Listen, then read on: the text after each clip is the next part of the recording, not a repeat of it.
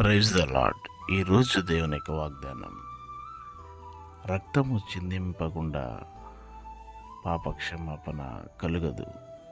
ఏప్రిల్కి రాసిన పత్రిక 9వ అధ్యాయం 22వ వచనం. పిల్లారా, పాపము పోవాలి అనంటే రక్తము చిందించాలి.